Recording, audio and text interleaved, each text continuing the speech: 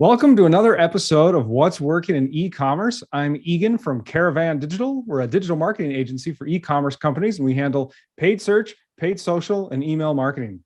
And today I have on John Solorzano. John, welcome. What's up, guys? How are you? You and your company, you guys have been building WordPress and WooCommerce, Shopify websites for, many clients. You've been through a lot. Tell me a little bit about that what are some of the mistakes you see clients coming in with that, their projects could go much more smooth if they had X, Y, Z.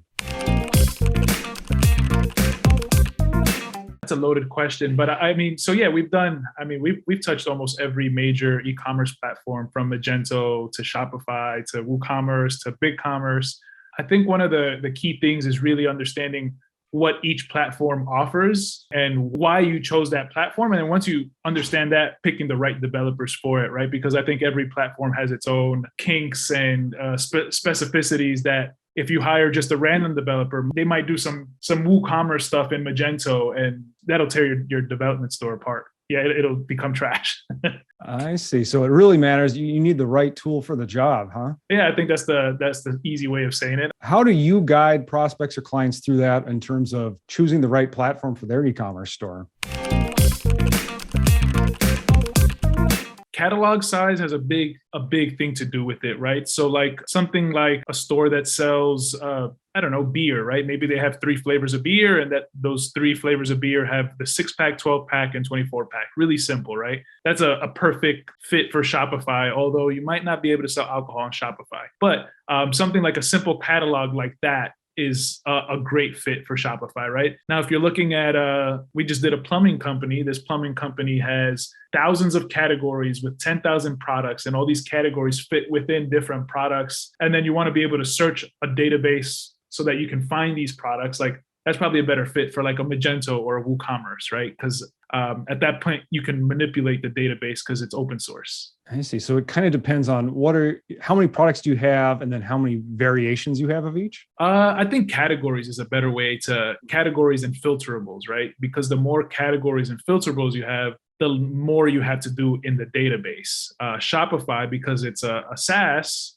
they don't give you too much to manipulate on the database, right? So there's apps and stuff, but I'll tell you, nobody's ever completely happy with a huge catalog on Shopify. So when people come to you and they're ready to build a site or they want an update to their site, what are the things that they should really have ready when they come to you or, another web developer? It depends on what stage this company's in, right? So like, I think understanding their own product catalog is important because believe it or not, a lot of these, especially legacy companies, they might come and they'll say, hey, we want an e-commerce store. We want to start selling online, but they don't even have a digital way of managing their inventory. They might have it all on a PDF, and they might have some salespeople that go present this PDF. It's like, okay, well, how are we going to bring this data into a database?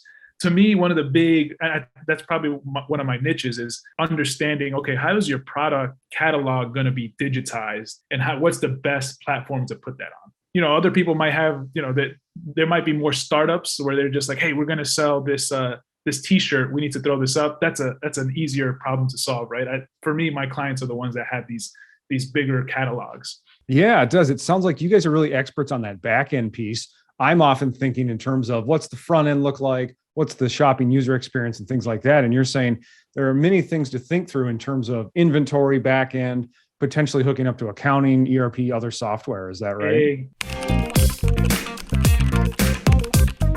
Exactly. And I think that's why, we do, quote unquote, build sites, but we're usually like consultants or white label for companies that worry more about front end stuff, but they're like, hey, John, how do we connect this to a 3PL?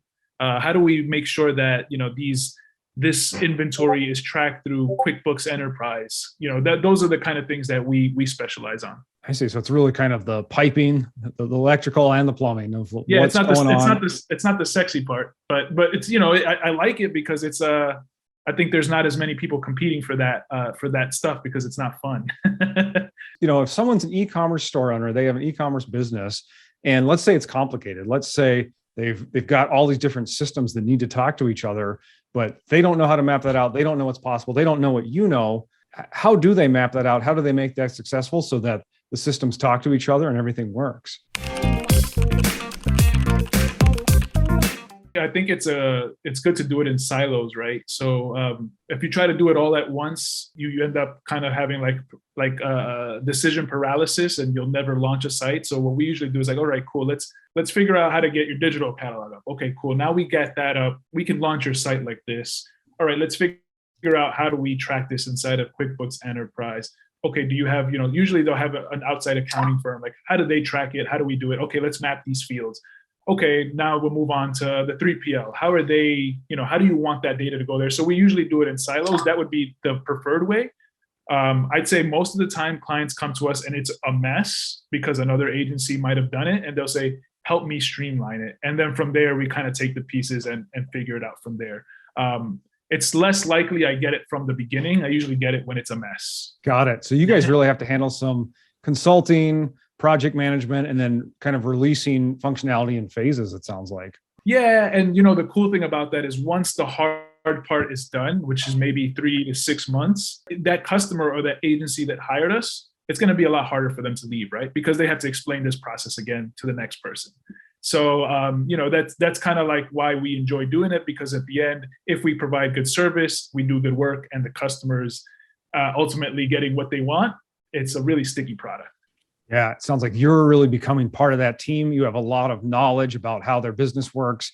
Once you have that, it's hard to transfer that. And so you're really part of their team. That's a high value add. Yeah. And it's cool because, when we pass that on to the team members on my team, we document everything inside of, GitHub or our project management software. So that stuff is lives in our ecosystem too. So if one of my developers decides they want to go to another project, we can always plug someone else in there. What's some of the pains that people are experiencing right now if they've not yet worked with you or an agency like you? Like, what's a sign that they should reach out to John and Solo Media Group?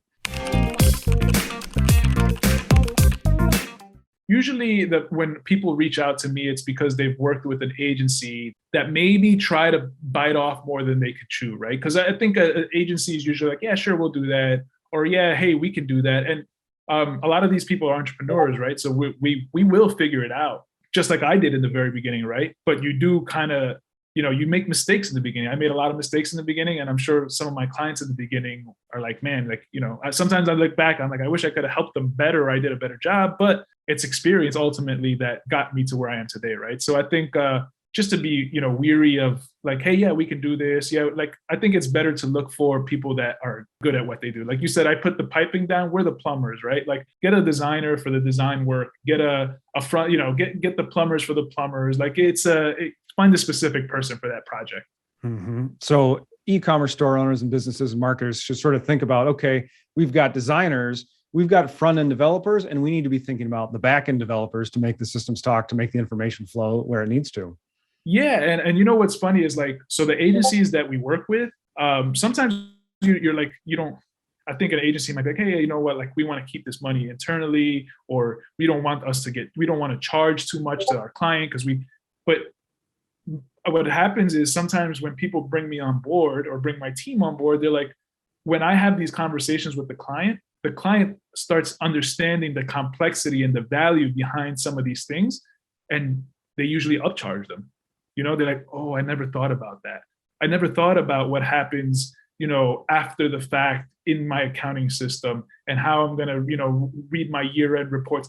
And those things, they're like, you know what, like we're willing to pay you more to solve these problems just because I didn't even know those existed, right? Usually what happens with clients is they get upset when you charge them for things that you didn't know existed. And you're like, well, you're the expert. You should have told me,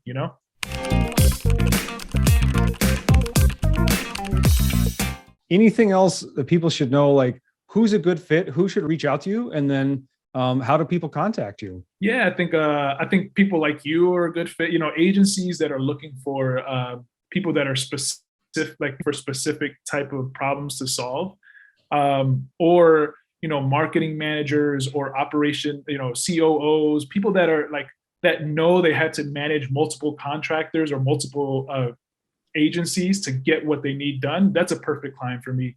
The not great client is like, hey, we need this site done, and we we're hoping that you can tell us, you can do the copy, you can do this, you can do, we don't do any of that stuff. So that would be the wrong client. The right client is somebody like, no, I know that you understand this part of the business and we need that, so that would be the perfect, it's someone a little more technical and somebody that knows what they need.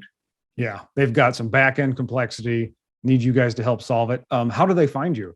I mean, you can search the company Solo Media Group, but I've been that's something that I'm working on for 2022. Some doing better on Twitter and publishing some content, so that way eventually I can put some of this out there on Twitter. Maybe we can cut this up and put some of these clips on Twitter. But yeah, right now just the website, and you can email me at john@solomediagroup.co. All right. Sounds great. John, I'm going to learn more and ask you better questions next time, but this is a great intro, I think. And, you and I are going to be working together for many years, I suspect. So I'll learn even more and we'll have you on again. But in the meantime, if people have back-end complexity, definitely reach out to John and his team. These guys are really experts on this. And John, thank you for coming on. We're going to have you back. Thanks, Egan.